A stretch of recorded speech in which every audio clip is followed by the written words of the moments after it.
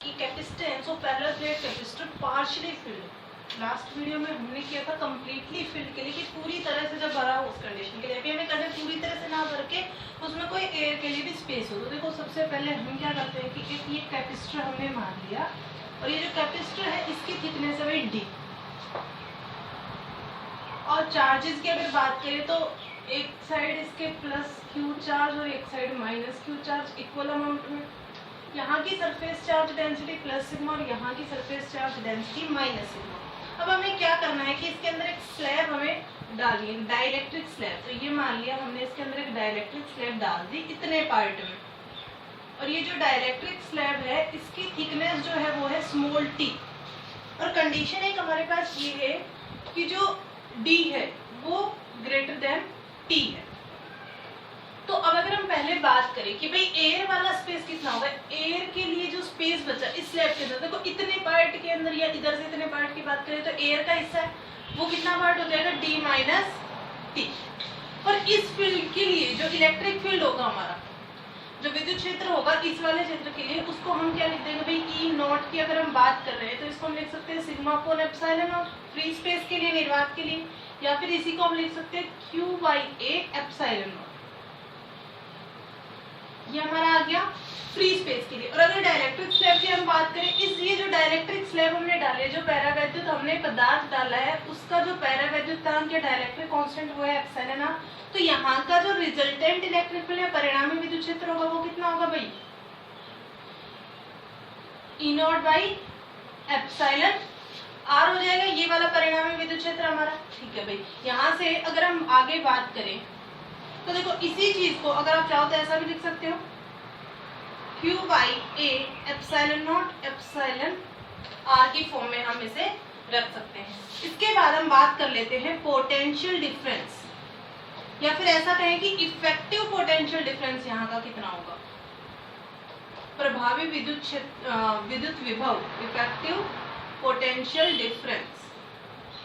तो देखो यहाँ पर जो पोटेंशियल डिफरेंस बनेगा वो ये फ्री स्पेस के लिए potential difference in free space में, निर्वात में जितना है उसके लिए, प्लस जो पोटेंशियल डिफरेंस है वो स्लैब की वजह से, ड्यू टू स्लैब की वजह से कितना पोटेंशियल डिफरेंस है वो हमें पता है कि हम पोटेंशियल डिफरेंस और इलेक्ट्रिक फील्ड के रिलेशन को V इक्वल्स टू ईडी की फॉर्म में लिखते हैं। तो यहाँ पर देखें फ्री स्पेस के लिए कितना हो जाएगा ई नॉट और डी।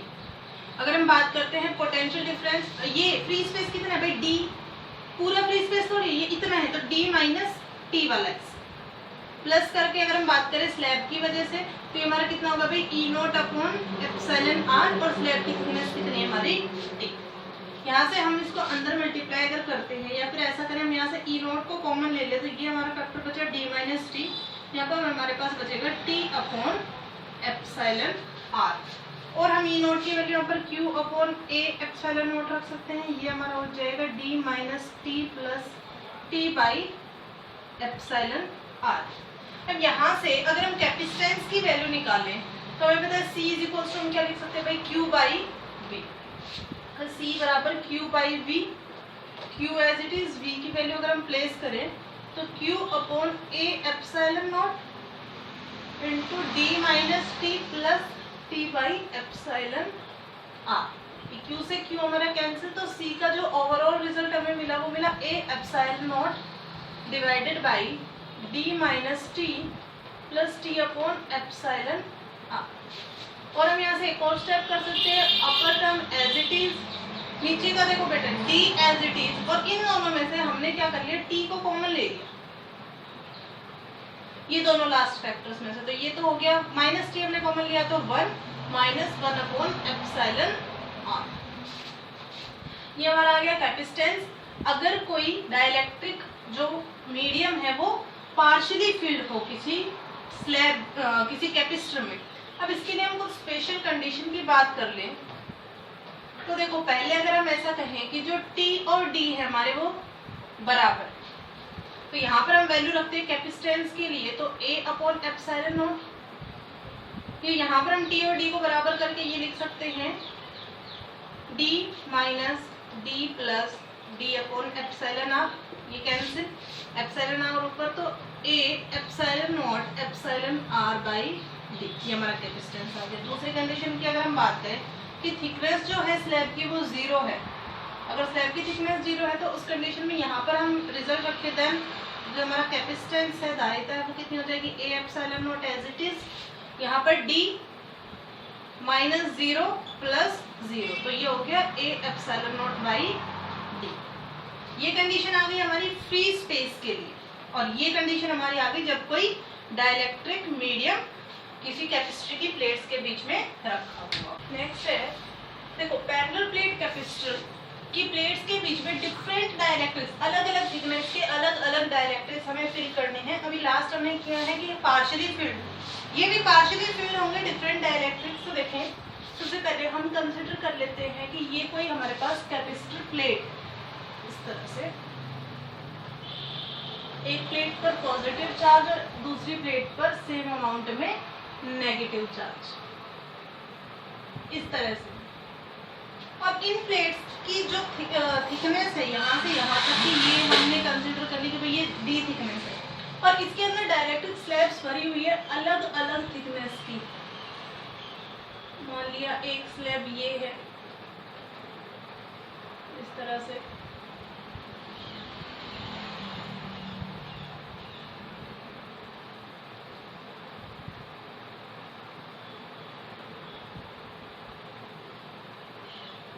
देखिए ये हमारी फर्स्ट स्लैब है और इसकी जो थिकनेस है वो हमने मान ली T1 है। ये सेकंड स्लैब है, इसकी थिकनेस है वो T2 है।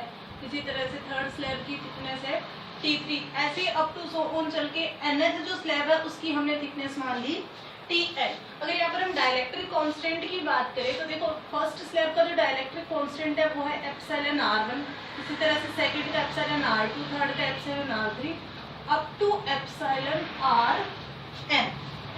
तो यहाँ पर उसी की तरह से अगर फ्री स्पेस की बात करें तो इलेक्ट्रिक फील्ड इंटेंसिटी जो हमारी होगी वो Q upon A epsilon not हो जाएगी, और अगर हम स्लैब्स की थिकनेस की बात करें तो ये हमारी हो जाएगी E not by epsilon R, और ये जो एप्सिलॉन R की टर्म से हमारी nth टर्म तक चलेगी। इसके बाद अगर हम इफेक्टिव पोटेंशियल डिफरेंस की बात करें कि भाई हमारा परिभावी जो विद्युत विभव होगा वो कितना होगा, पोटेंशियल डिफरेंस विभवांतर जो है, तो उसी तरह से जो फ्री स्पेस के लिए है वो, और जो डाइलेक्ट्रिक स्लैब्स के लिए हमारा पोटेंशियल डिफरेंस है वो आएगा। तो फ्री स्पेस की अगर हम यहाँ पर बात करें तो फ्री स्पेस का ई नॉट, और यहाँ पर जो हमारी थिकनेस है वो कितनी हो जाएगी, डी माइनस कंप्लीट का addition T1 plus T2 up to Tn।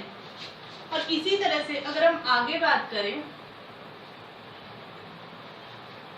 Plus हम डाइलेक्ट्रिक कांस्टेंट की अगर बात करते हैं तो हमारा E naught upon epsilon R T1 T2 up to Tn हो जाएगा, और ये वाले कांस्टेंट भी हमारे epsilon R1 epsilon R2 up to epsilon R nth term तक हम इसको काउंट करेंगे।